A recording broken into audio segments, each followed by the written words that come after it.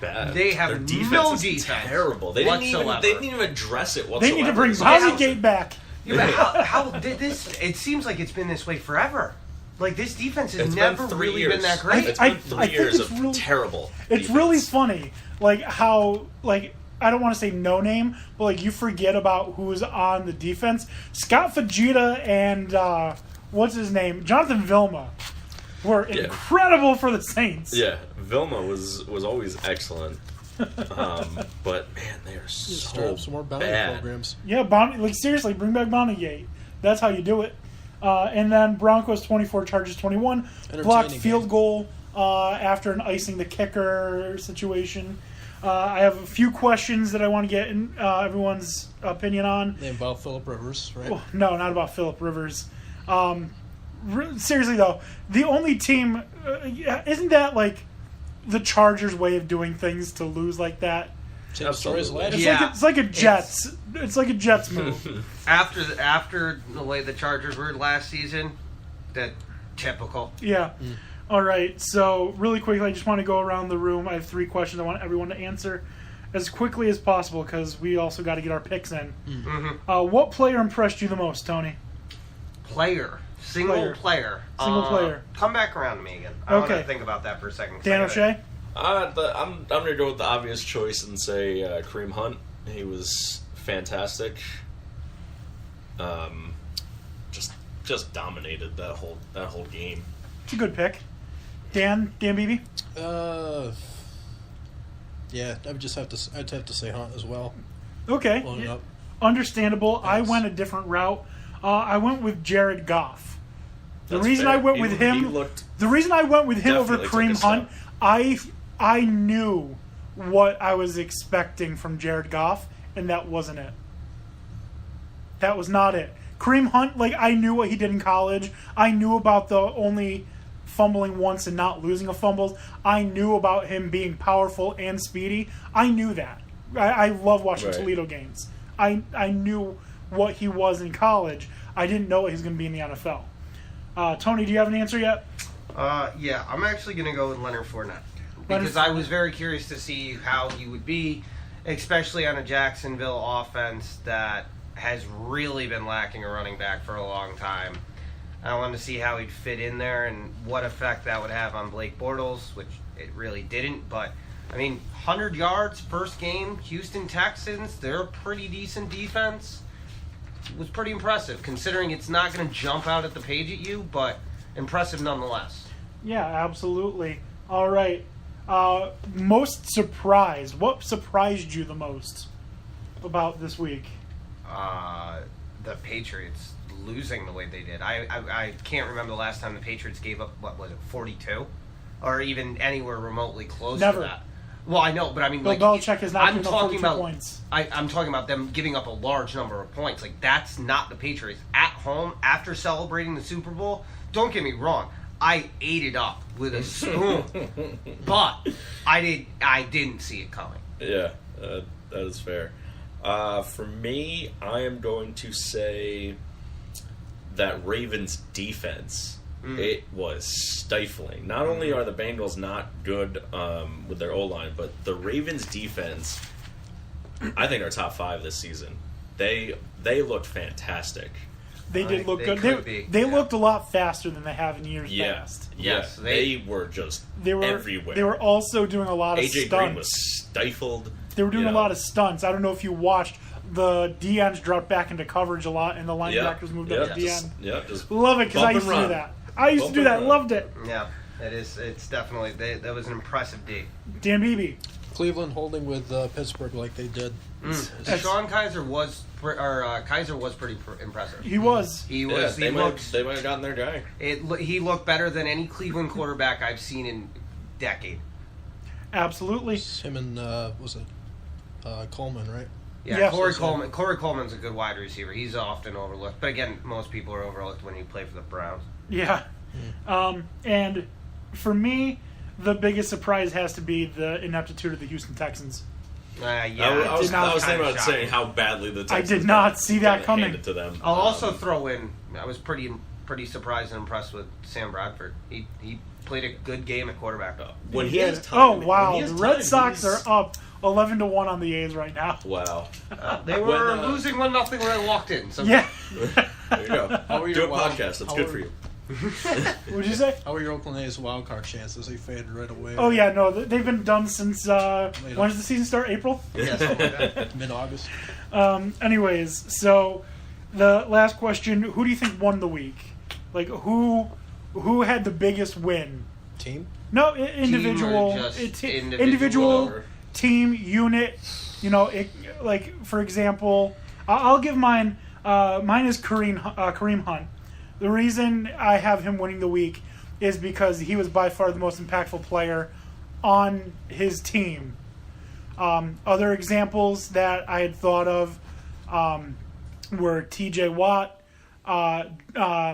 Matthew Stafford. Actually, I'm gonna stick in the same game, but I'm gonna say Alex Smith won the week. Everybody was talking about his predecessor already being there. Will he even make it through the year before Mahomes goes in? Looked good against a very good team on the road and looked smoother than I've seen him in a very long time. It looked like a completely different Alex Smith. I'm pretty sure I saw the last time the Patriots had a bad loss to the Chiefs. They won the Super Bowl. I don't want to hear that. Why'd you tell me that? Yeah, let's not put that into the universe. All right, Dano. I'm going to say the Rams. They came out and put a beating on the Colts and said, we're not a joke this year. And I think we're going to continue to see that from them. And they did it not putting beatings, but they're going to be very competitive. I mean, they did all that without their best defensive weapon, too, mind you. Right. He was not on the field. Right. So, I mean, how good is that defense really going to be? Yeah, now they did. I mean, Tolzien definitely is terrible, and so are the rest of the Colts. But that being said, that defense was swarming. Yeah. I mean, what do you expect? He was an Iowa quarterback. Well, true. And Dan Beebe. How about Tennessee holding with Oakland like they did? It was Mariota, not so much at passing, but he had some decent running yards. Yep. And there's also I still like the Titans this year. Yeah. Like I said, I wouldn't be surprised if you told me that it was the Raiders beating the Titans to go to the Super Bowl. I think that's completely possible. Another possible winner of this week would be Oakland. They looked good all the way around. Yeah, how about Marshawn? He looked great. They rested him a lot the second half, but he looked healthy. They literally brought him in for power. They're not expecting him. He was just pushing the line forward that's what he does. He sets that tone. But they're not expecting him to be 100-yard-a-game running back. No. They just want him in his spot. No, he just needs to do whatever he needs to do. I mean, what did he finish with? 60-something? Yeah. 67? 67 yards and Funny fact is that was 41 of those yards came after first contact. Yeah. So, I mean, he's still got that can't bring me down mentality. Yeah, he's still beast mode. But what impressed me most about Oakland was their defense started to look like the Oakland defense they should have been last year. Yeah. Because they're really good on paper, just they didn't show up last year, and I think a lot of people were writing them off like Oakland doesn't have that great of a defense. We know their offense. Yeah, they started to gel toward the end of the season, but then, of course, then too little, too late. You get a bad situation, and the whole thing gets blown up. We've seen that happen to so many good teams. The Vikings last year started off 5-0, and then one thing led to another, and they were just getting, Can you imagine how good they would be if they still had healthy, Teddy Bridgewater in his progression? They would be in a really dangerous. They would be in the Super Bowl. Thielen looked fantastic. Diggs looked fantastic. Someone check his gloves. Check Thielen's too. When's the last time Thielen dropped a pass? Thielen had his breakout season last year. I don't think he's dropped something that's hit him. Probably not. Not to mention he was he was the guy that came in for the Call to the Wild that the Minnesota do to ask people from local colleges just to come and try out, and he made the team. Yeah. Now he's catching for over 100 yards. Stephon Diggs is getting rocked and sandwiched, yet still comes down with the ball, and then gets up like no big deal. Let me just score this touchdown real quick. Yeah, so crazy. You're right, Teddy Bridgewater. If he hit his, arc, I would consider them to be Super Bowl contenders. Because I don't know if you remember, the day he got hurt we were talking about it, and I said Teddy Bridgewater could be the MVP of the NFL. Yeah. And then he got hurt that day. He goes down, yeah. And then I said... I still think they can contend, maybe not Super Bowl, playoff contend, because that O-line is very good. Look at all the time. I don't think that they... still good, too. I don't think they can because of the Packers and the Lions. I still think the Lions are a playoff team. Cowboys... I'm actually willing to bet... I'm almost willing to say that I think that the Minnesota Vikings have a chance of being better than the Lions this year. Maybe. I think that's I a think wild Green card Bay fight. runs away with it, though, personally. I still think Green Bay goes 13-3. Yeah, I think they're Green a Bay's great taking team. the I've learned division. my lesson many a time that you don't go against the Zeus of quarterbacks. Yeah, no. You just don't. All right, so now let's get into how we did last week, run through the scores, and we'll make our picks. Yeah? Mm-hmm. All right, so last week, Dan O'Shea, Tony, and I, we all tied with a 5-4 record. Oh, that is not good. No. That is I did not very good. bad in college Dan and Beebe came back in the NFL. Dan Beebe went 4-5. So the overall, I'm still in first place, 11-5. Tony in second, 10-6. Dan in third. Dan O'Shea in third, 9-7. Dan Beebe at 8-8. Still 500. Yes.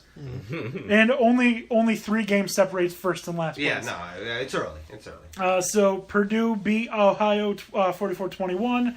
Iowa beat Iowa State in overtime 44-41. Fun fact, if they didn't throw an interception with 2 minutes left to go in the game, Dan Snyder would have won the week.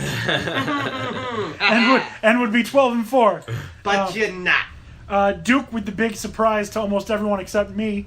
Coming out 41-17, winning that game. Yeah, that was a destruction. Tony and I called Central Michigan over Kansas. I was the one fool who went with Auburn. Oh no, you went with Auburn too, Dan Beebe. Yeah. You, O'Shea and Clemson, and Tony went with Clemson. Clemson wins 14-6. Chiefs beat the Patriots 42-27. We all take an L on that, but the NFL takes a W. Yeah, but all fans take W's unless you live in Massachusetts. I just can't wait for bandwagon Patriot fans to be. I kind of hope they lose in the Superdome next week to the Saints in a shootout. That would be hilarious. Never gonna happen though. Saints are way too bad. I would love. Brady is to see gonna just pick them apart. Well, he's gonna have to. He's gonna be pissed. When's the last time New England's lost 2 games in a row? Yeah. Dan O'Shea, did you pick the Lions last week to beat the Cardinals? Yep, I did. Yeah, the two of us had the Lions. Lions win 35-23. I think we all picked the Raiders. They win 26-16. I was the one who picked the Seahawks. The 3 of you all had the Packers, I think. Seahawks or the Packers won 17-9. And the Buccaneers Dolphins unfortunately did not play. So I was gonna say, I thought we had 10, and then I was like, wait a minute, there was what was that thing? Oh, hurricane. I have the Bucks on that still later in the season. Yeah, so what we are going to do, even though there was a 3-way tie, I didn't think it would be right to split it up 3 ways. So Tony gets to pick the college games. Dan O'Shea gets to pick the NFL games. Let's go through, make our picks now. Let's start with college. Tony, what's the first game? Give me a second. Let me see what I want to choose here. I've got a perfect thing to be able to allow me to do this, and we're going to pick some good ones here. All right, so let's start off with... UCLA against Memphis. Are we picking straight up or against the spread? Straight up, not against the spread. Straight up. UCLA against Memphis. UCLA is a 3-point favorite. Who wants to start? I am going to take UCLA. Okay, 1 second. They're at Memphis, by the way. I'm gonna go with Memphis. I'll go with Memphis too. All right, and I as well. I'm going to take Memphis. Oh, well, look at that. 3 of us going with the underdog. I'm going to go with the UCLA. All right, next game, I'm going to choose Tennessee at Florida. Oh, Florida. It's, Florida. Yeah. Florida. Yeah, they get Callaway back. Florida's winning. Okay. Because I think it's going to be such a good game, and because I think it could go either way. Clemson against Louisville. Oof. Dan, you said I'm earlier saying Louisville. Yep, I'm going Louisville. I'm going Louisville as well. I'm going Clemson. This is tough. I think it's going to be a super close. See, now this is why I'm glad I chose this one, because of that. This is tough. It's gonna be a field goal difference. That's a field goal to win it, and I'm going in Louisville. I'm gonna go Clemson.